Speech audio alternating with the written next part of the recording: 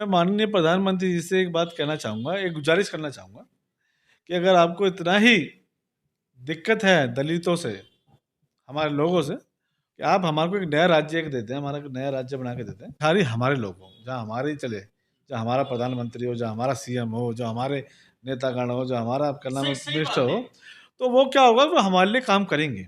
क्या आपने police complaint करी इसकी? नहीं होने दी। कह रहे रहने दो, कुछ नहीं होगा, वो निगम पार्षद है, वो कुछ भी कर सकती है। निगम पार्षद है तो वो कुछ भी करेंगी, कानून से बड़ी हो गई, वो संविधान से बड़ी हो गई। मेरे को ये सुनाते हैं कि तेरी कंप्लेंट तो डीसी के पास दे रखी है, तेरी कंप्लेंट तो डीसी के पास दे रही। मैंने कौन सा सर्कल है क्या है यहाँ पे? मैंने क्या गुनाह कर दिया यहाँ पे? एक दलित होने का गुनाह है मेरा कि मैं दलित हूँ? भंगी है हम, ये कहते हैं हमें। अगर इतनी ही छुआछूत है तो भाई उनको अलग रास्ते बना के दे दो ना। भाई भारत में उनको बोल दो कि भाई ये इस तरीके के जो दलित लोग हैं इनको अलग फैशनलिटी दे दो।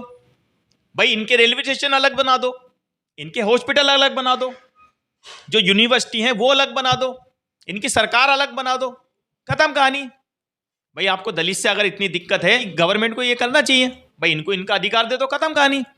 देखिए कल हमने आपको एक खबर दिखाई थी, दरअसल ये जो खबर थी दिल्ली की थी। दलित की बात करते हैं, सफाई कर्मचारियों की बात करते हैं, देश भर में सबका साथ सबका विकास की बात होती है। लेकिन जब हम जमीनी स्तर पर देखते हैं, किसी सफाई कर्मचारी को देखते हैं, जब राजनीति की बात आती है तो उनको बड़ा चढ़ाकर दिखाया जाता है, कहीं ना कहीं उनके पांव धोते हैं।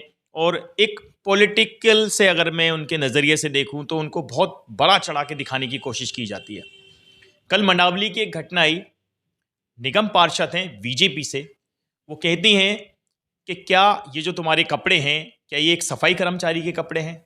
आखिर किसी निगम पार्षद को या किसी भी अफसर को या किसी आला अधिकारी को ये अधिकार किसने दिया कि वो उसको जजमेंट करें, उनको क्या पहनना है क्या नहीं पहनना? इसी मुद्दे पर आज चर्चा करने के लिए हमारे साथ भीम आर्मी से विक्की पार्चा जी हैं, पूर्व विधायक प्रत्याशी हैं। सर सबसे पहले चैनल पर स्वागत है। पहले तो आप लोगों का सबसे पहले धन्यवाद जो आप यहाँ पे आए हिंदुस्तान चैनल का, और सभी को जय भीम, जय भारत, जय संविधान। दिन पे दिन दलितों की बात होती है, दलितों का कहीं ना कहीं शोषण जो है वो लगातार होता चला जा रहा है। दलितों को टारगेट किया जा रहा है या इस तरीके की रणनीति बनाई जा रही है?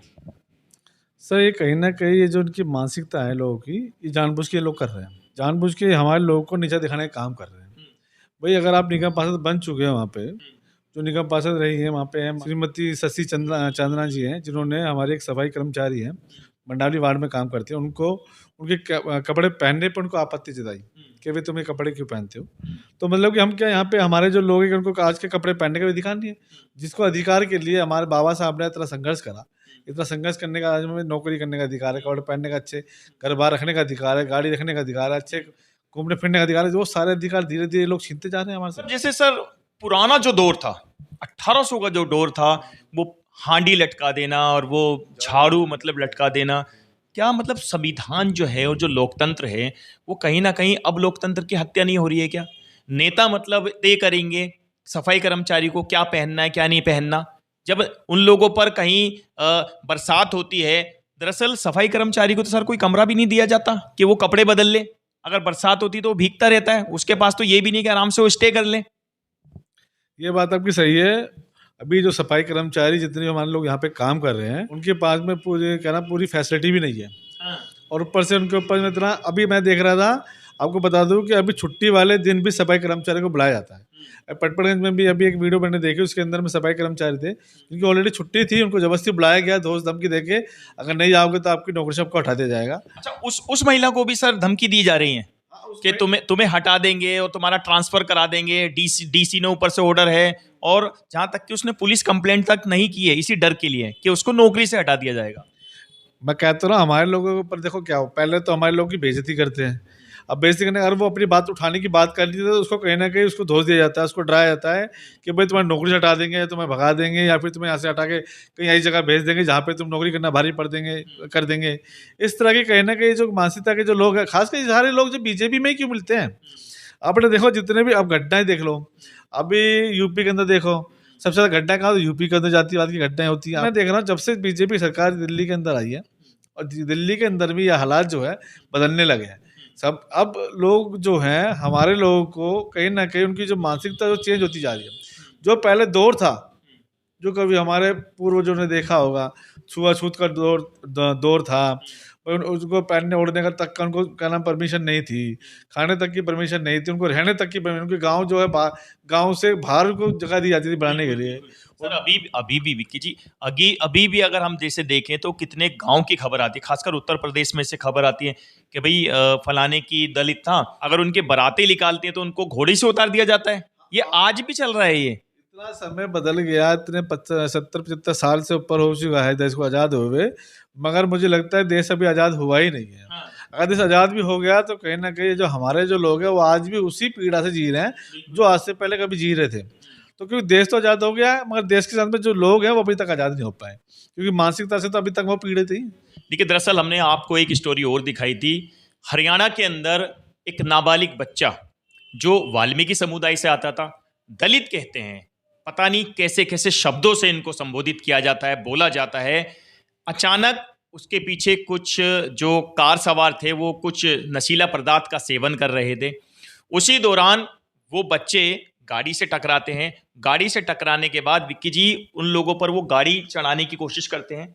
जान बचाने के लिए वो किसी ब्राह्मण के घर में घुस जाते हैं शरण लेने के लिए, लेकिन उन बच्चों के साथ, नाबालिग बच्चों के साथ जो दलित समुदाय से थे, जब उन्होंने बताया कि हाँ हम इस वाल्मीकि समुदाय से हैं, उनको इतना मारा गया है मैं आपको बता नहीं सकता। जो व्यक्ति कांग्रेस से प्रवक्ता है, जब उनकी लड़ाई 3 दिन तक उस केस के अंदर फाइल नहीं लिखी गई, बीजेपी के मंत्री हैं, बीजेपी के विधायक हैं, कोई एक्शन नहीं लिया जा रहा है। उन्होंने जब एक्शन लिया और इस पे अपनी जब रोशनी डाली, कांग्रेस के प्रवक्ता हैं, चंदेलिया जी हैं, उनको जान से मारने की धमकी दे दी। ये हालात हैं।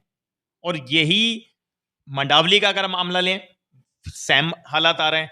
तो दिन पे दिन इस तरीके की जो चीजें आ रही हैं, आप कैसी नजर से देखते हैं? भीम आर्मी क्या करती है मतलब ऐसे मुद्दों को देख के? मैं बता रहा हूँ, आज भी भीम आर्मी ने उनके खिलाफ जो है, हमारी जो टीम थी वो मंडावली थाने गई थी उनके एफआईआर के लिए।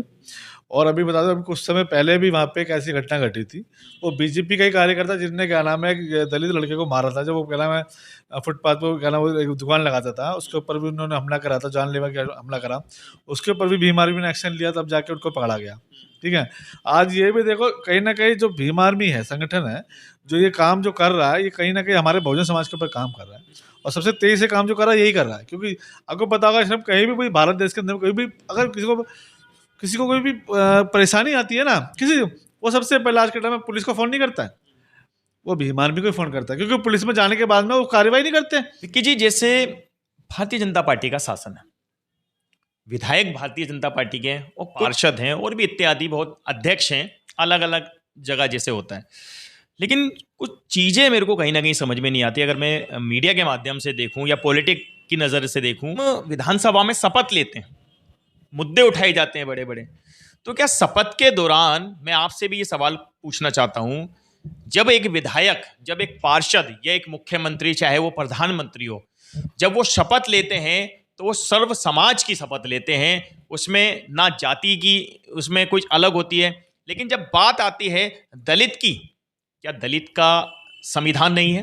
क्या दलित का लोकतंत्र नहीं है? या दलितों का ये देश नहीं है जिनके साथ इस तरीके की क्रूरता की जाती है, बर्बरता की जो हदें हैं वो पार की जाती हैं, नीचता की जो हदें हैं वो पार की जाती हैं? अब दलित कौन हुआ? सफाई कर्मचारी, वाल्मीकि, या दलित वो हैं जो इस तरीके का शोषण कर रहे हैं? भीम आर्मी ने जब इस मुद्दे को देखा तो उन्होंने एफआईआर कराने की बात कही। अदर जो पार्टी है वो क्या कर रही है? विपक्ष का भी तो इसमें काम बनता है भाई, और भी तो मुद्दे होते हैं, लेकिन जब दलित की बात आती है तो कोई बीच में नहीं आना चाहता। क्या दलित की ऐसा तो नहीं, मतलब दलित को सर्व समाज के अंदर मतलब उनकी एक मौजूदगी नहीं समझी जा रही है, या उनका वोट बैंक नहीं है?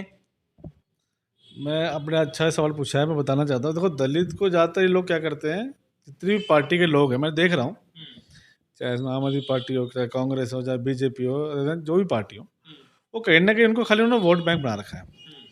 मैं बताना चाहता हूँ कि दिल्ली के अंदर जो सबसे ज़्यादा जो बहुमत है इस टाइम वाल्मीकि समाज का बहुमत है। आज जो बीजेपी ने बोला था वो बीजेपी कुछ नहीं कर पा रही, जितने वादे इन्होंने करे वो सब झूठे। और सबसे बड़ा जो टारगेट इन्होंने, जैसे कि आपने बताया कि भाई जिस तरह शपथ लेते हैं, चाहे विधायक हो, चाहे काउंसलर हो, चाहे मंत्री हो, चाहे कोई भी हो, जो वाल्मीकि समाज का अगर वो ले भी रहा है शपथ, तो क्या उसके लिए क्या अलग से संविधान बनाया गया है? या उनको यही बोला जाता है कि भी आप क्या अपनी समाज के लिए आवाज ना उठाएं? क्योंकि देखो, मुझे लगता है कि दिल्ली में भी काफी वाल्मीकि समाज के काउंसलर भी हैं, विधायक भी हैं अदर पार्टी के। क्या उनको आवाज नहीं उठानी चाहिए?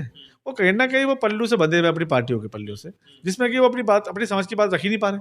आज समाज डूब रहा है, उनको दिखाई नहीं दे रहा, उनको तो खाली अपने से मतलब है, वो अपनी राजनीति करने से मतलब। भाई समाज किस लिए है? जिस समाज ने आपको बना के विधायक काउंसलर बनाया, मंत्री बनाया और लोकसभा में के सांसद भी बनाया आपको, तो वो आज वो किस उम्मीद से आपको, वो भी तो किसी उम्मीद से आपको देख रहे हैं ना। बट वो आप देख तो रहे हैं, आपको आप तो उनसे मुंह चुरा के बैठे हो, आप सुन ही नहीं रहे हो, आप तो बस मुंह चुरा रहे हो, कभी कैमरे से भग रहे हो, कभी क्या नाम है मीडिया के सामने आना नहीं चाहते, ना बात रखना चाहते हैं। तो ऐसे लोगों का तो मुझे लगता है कि समाज को बहिष्कार करना चाहिए, क्योंकि ये लोगों को बहिष्कार करने का बात, उनको बहिष्कार करेंगे तब जाके उनको अकल आएगी कि अपने समाज की बात उठानी चाहिए। अभी आपको देखा होगा कि हरियाणा में रोहतक में एक भाई है हमारा करण वाल्मीकि, उसने अभी कुछ लोगों ने हमारे समाज के लिए बोला, उसने बड़े टाइट टॉक में बोला, अच्छा बोला, क्योंकि हम भी उसके साथ हैं। जहाँ समाज की बात है कि वहाँ भीम आर्मी के लोग हो ना हो, मगर मैं उसके साथ हूँ, ठीक है, क्योंकि मेरा समाज का है। करण वाल्मीकि मेरा भाई है, अगर उसको इनके को भी कुछ लगे तो पूरा यहाँ से पूरा जड़ लेके हम यहाँ से पहुंचेंगे उसके पास। आज जो इतना बड़ा मुद्दा जो बना है, ये कहीं ना कहीं इनकी मानसिक, अब भी बता रहे हैं कि अभी उनके खिलाफ उनको एप्लीकेशन भी दी गई है, माननीय हमारे जो रवि नेगी साहब है उनको दी गई है काउंसिल के खिलाफ एप्लीकेशन भी, इन्होंने ऐसा व्यवहार करा है वाल्मीकि जाति के साथ में, तो वो भी अभी तक एक्शन नहीं ले पाए इस चीज को लेके, पर दबाव डालने लगे लड़की को, महिला के ऊपर में कि आप मत लिखो, एफआईआर मत कराओ, आप कुछ मत बोलो, आप बोल तो गलती हो गई, आप गलती मांगो, आप गलती मांगने के लिए उससे बोल रहे हैं। क्यों भाई? क्या आज क्या इस देश के अंदर में जो राजधानी है, देश की राजधानी दिल, उसके अंदर क्या आज क्या हम क्या अपनी बात को रखने नहीं जानते, या हम रख नहीं सकते? रखेंगे तो क्या हमें क्या दबाया जाएगा? तो ये कहीं ना कहीं प्रशासन की और जो सेंटर बैठी जो हमारी सरकार है, दिल्ली में जो बैठी सरकार है, उसके ऊपर में ये इनका जो दबाव है ना, ये हमारे लोगों पर ज्यादा है।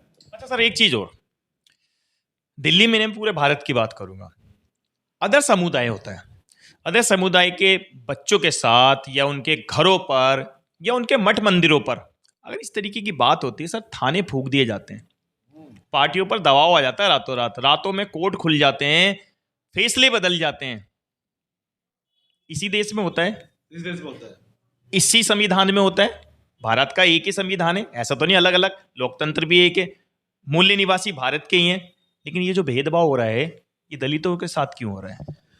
सर दलितों को ही टारगेट बनाया जा रहा है। पहले तो बना रहे थे मुसलमानों को टारगेट, अब तो मुसलमान से हट गए तो अभी आगे दलितों पे। तो कहीं ना कहीं जो भारत की जो कंडीशंस है ना, वो इस टाइम जो है ये लोकतंत्र जो है इस टाइम कहीं ना कहीं ध्वस्त हो जा रहा है दिन ब दिन, क्योंकि लोकतंत्र के अंदर सबको समान जीने का अधिकार है, समान पहनने का, सब कुछ समान करा है।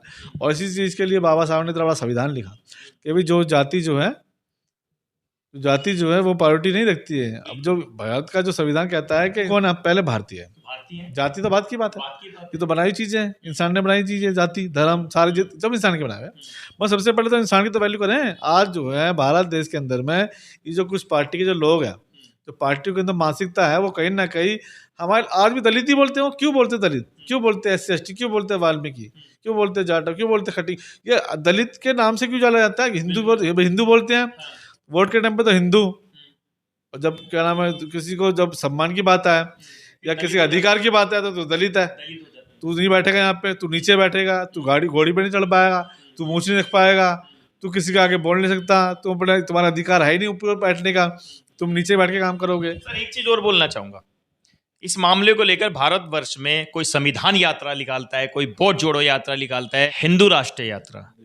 जब ऐसे मुद्दे होते हैं, ना कोई वहां पर कोई धर्मगुरु दिखाई देता है, ना कोई राजनेता दिखाई देता है। कुल मिला के बात आ जाती है वाल्मीकि लोगों पर, दलित के लोगों पर। तो इतनी छुआछूत, मतलब ये कैसे? मैं माननीय प्रधानमंत्री जी से एक बात कहना चाहूँगा, एक गुजारिश करना चाहूँगा कि अगर आपको इतना ही दिक्कत है दलितों से, हमारे लोगों से, तो आप हमारे ऊपर एक कष्ट करें कि आप हमारे को एक नया राज्य देते हैं, हमारा नया राज्य बना के देते हैं। यहाँ पे खाली हमारे लोग हो, जहाँ हमारे ही चले, जहाँ हमारा प्रधानमंत्री हो, जहाँ हमारा CM हो, जो हमारे नेतागण हो, जो हमारा आपका नाम मिनिस्टर हो, तो वो क्या होगा, वो हमारे लिए काम करेंगे। बट अभी क्या हुआ कि जो प्रधानमंत्री जी की टीम है, वो कहीं ना कहीं दलितों के लिए कहीं काम ही नहीं कर रही है। वो बड़े बड़े बातें तो कर रही है, वो काम वो कहीं नहीं दिखा रहे, कहीं जीरो। और मैं उनसे एक गुजारिश करूँगा, आप से मेरी हाथ जोड़ गुजारिश है कि आप प्लीज़ एक राज्य जरूर हमें दें, दलितों का राज्य हो, खाली वहाँ दलित हो, जहाँ का सीएम भी दलित हो, जहाँ के मिनिस्टर भी दलित हो, जहाँ का जितना भी स्कूल हो, जो एजुकेशन हो, या फिर जितना भी है वो सारे दलितों के लिए होना चाहिए ना। वहाँ पर 100% दलितों का, वहाँ पे 100% जो दलितों का कब्जा होना चाहिए। ऐसा राज्य हमें दें जिसमें कि हम लोग अपने पूर्णतः पूरी आज़ादी से वहाँ जी सकें। सर मैं आपकी बात से सहमत हूँ। दरअसल आए दिन देखने को मिलता है, किसी को घोड़ी नहीं चढ़ने दिया जाता, किसी लड़की के साथ बलात्कार हो जाते हैं लेकिन उनके 3-3 4-4 दिन तक रिपोर्ट नहीं लिखाई जाती, उनको पेट्रोल डला के रातों रात जला दिया जाता है। उसके बावजूद भी सिर्फ नेता जो होते हैं वो कहीं ना कहीं अपनी राजनीतिक रोटियां सेकते रहते हैं। आखिर इन लोगों को इनका अधिकार क्यों नहीं मिल रहा? अगर इतनी ही छुआछूत है तो भाई उनको अलग रास्ते बना के दे दो ना। भाई भारत में उनको बोल दो कि भाई ये इस तरीके के जो दलित लोग हैं इनको अलग फैशनलिटी दे दो, भाई इनके रेलवे स्टेशन अलग बना दो, इनके हॉस्पिटल अलग बना दो, जो यूनिवर्सिटी है वो अलग बना दो, इनकी सरकार अलग बना दो, खत्म कहानी। भाई आपको दलित से अगर इतनी दिक्कत है, गवर्नमेंट को ये करना चाहिए। भाई और समुदाय के लोग भी तो कहते हैं भाई हमें हमारा ये हक दे दो, भाई इनको इनका अधिकार दे दो, खत्म कहानी। अगर दलित से इतनी नफरत है, दलित से कहीं ना कहीं इतनी सारी दिक्कत है, तो उनको उनका अधिकार दे दो ना। भारत के अंदर उनको, इतना बड़ा देश है भारत के अंदर, उनको एक राष्ट्र बना के दे दो अलग। भाई ये दलितों का राष्ट्र है, दलितों के पर्सनल एयरपोर्ट होंगे, दलितों के पर्सनल जो भी चीज होंगे, एजुकेशन के अलग वो होंगे, पर्सनल होगा, झंझट ही खत्म। सर जहाँ पे देखो, जहाँ पे हिस्सेदारी की बात आती है तो वहाँ पे इनको दर्द स्टार्ट हो जाता है। गवर्नमेंट को हिस्सेदारी की बात है तो दर्द स्टार्ट होता है। क्यों? क्योंकि अभी को पता होगा कि अभी देखो जाति गणना स्टार्ट हुई थी, होने दी नहीं होने दी ना, हुई नहीं जाति गणना। क्यों? क्योंकि उनको लग रहा है कि जब भाई जाति का जब रेशो बढ़ेगा, उनको लगेगा जो 1 या 2% के जो लोग हैं वो सारी चीज़ें हथियार हैं, वो सीएम भी उनके, पीएम भी उनके, मिनिस्टर भी उन्हीं जाति के लोग हैं, जज भी सबसे ज़्यादा उनकी जाति के लोग हैं, जितने भी क्या नाम है जो और भी जो संस्थान है सबसे टॉप जो उनके जो अधिकारी सब उन्हीं जाति के लोग हैं। जो हमारी जाति का जब जाता है, दलित जाति का बंदा एग्जाम पास करता है, जैसे उसको आपने बताया आजकल फॉर्म के अंदर जाति पूछते हैं। आजकल नया ट्रेंड निकालता है, जब भी आप फॉर्म भरने जाओगे, चाहे आप स्कूल का फॉर्म भरो एडमिशन के लिए, चाहे आप जॉब के लिए जाओ, तो वहाँ जाति का नाम बना दिया है कि जाति से कौन, क्योंकि पहले से ही जाति देखते हैं उसके जो फॉर्म को अलग कर देते हैं। सर मैं तभी तो कह रहा हूं, जब जातिवादी देश के अंदर इतनी मतलब बढ़ चढ़कर बोल रही है, लोगों के दिमाग पे इतने लंबे स्तर पे बैठ रही है, तो आपको नहीं लगता इस मुद्दे पर चर्चा करनी चाहिए? मैं तो कहता हूं प्रधानमंत्री को चर्चा करनी चाहिए। भाई अगर दलित से इतनी नफरत है, दलित से कहीं ना कहीं आपको लगता है भाई यहाँ पर ये नहीं बैठना चाहिए, बारातें नहीं चढ़नी चाहिए, इनका फॉर्म अलग डाल दिया जाता है। बाबा साहब ने जो संविधान लिखा था, बाबा साहब के साथ जो पुराने जो सैलानी थे जिन्होंने देश के लिए अपना बलिदान दिया, कहीं ना कहीं देश के लिए ऐसा तो नहीं कि व्यर्थ चला गया। क्योंकि जो हालत पहले थी, ऐसा लग रहा है कि शायद धीरे धीरे वो जो दौर है वो कहीं ना कहीं वापस आता जा रहा है। जब बड़ी बड़ी यूनिवर्सिटी में दलित समाज की बेटी या दलित समाज के लोगों को जब बड़ी अपॉर्चुनिटी मिलती है, तो कहीं ना कहीं उनको उनका नाम देख के, उनकी जाति देख के, उनके जो फॉर्म होते हैं वो कूड़े में डाल दिए जाते हैं। इस बात पर जैसे अभी विक्की जी ने कहा, इनको एक अलग राज्य बना के दे देने चाहिए। मैं इस बात से बिल्कुल, हमारा चैनल इस बात से बिल्कुल सहमत है और एग्री भी करता है। प्रधानमंत्री जी आप इस बात पर थोड़ा सा गौर करें, और ये जो विषय है ये कोई छोटा विषय नहीं है, क्योंकि देश जो चलता है वो एक दूसरे के साथ चलता है। और अगर देश के अंदर ये जातिवादी का जो दीमक है ऐसे ही लगा रहेगा, तो एक दिन देश ऐसी दिशा पे पहुंच जाएगा जहां से वापिस आना बहुत मुश्किल हो जाएगा। आप ज्यादा खबरों के लिए देखते रहे हिंदुस्तान टुडे 24 न्यूज़। जनता की आवाज के साथ बहुत बहुत धन्यवाद।